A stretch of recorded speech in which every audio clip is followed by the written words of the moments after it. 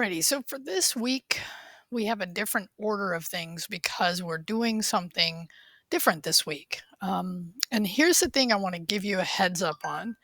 It's really important this week is to complete each of these videos. Now, these videos are marked for view because each of them need to be done in sequence. And in order for you to do your first assignment this week, you need to have completed these three items. And when I mean complete, I mean install VS Code on your local system, install Git on your local system. So we are installing things into your local system. Remember, this class primarily is for Windows and Mac. I've done this process on a Chromebook. It's not the most straightforward. I can point you to resources, but I just want to tell you we're installing things on your local system, then we're creating folders and we're cloning, which basically means we're taking what you have created on this cloning part is we're taking what you've created folder and file wise on GitHub and we're not copying it because copying it would indicate they both exist independently. And cloning means, yes, they both exist, but they are dependent in the sense that they actually allow data to flow. And generally, it flows from your local system into GitHub. And then we learn about the Git setup. We have to do a little setup. And the most important thing you're here to learn, and you can't learn it until you've done all these other steps, and this is often true in technology, is the workflow. And the workflow is basically a series of commands. So when you get to this one, I'll have you do some one-time setup work, okay?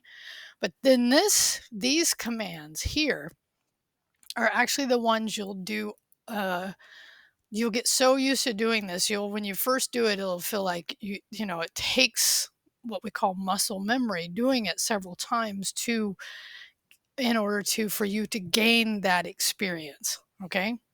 So I just want to tell you this week is set up differently. I'm not going to do a whole video because each of these has its own video. Now this one doesn't, but basically you're showing the work that you've done here.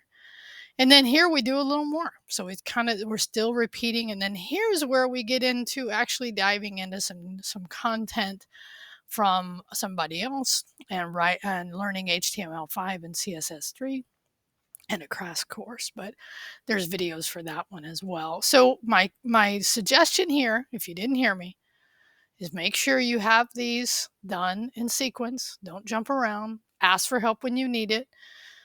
Remember, Discord is a great place to ask for help. You can ask for help from me directly. Make sure you're using the inbox for Canvas for that. Remember, you and I have different schedules. So if you're somebody working late at night, this is why I put Discord out there, is to give you that opportunity.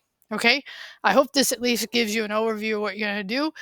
This is one of those fundamental skills that you saw talked about when it talked about the web developer roadmap, is knowing how to use Git. And you've already had some experience using Git on GitHub on the website. And now you're going to get GET experience having a local developer environment. Okay. All right. So fun stuff. Ask for help when you need it. Have a good week.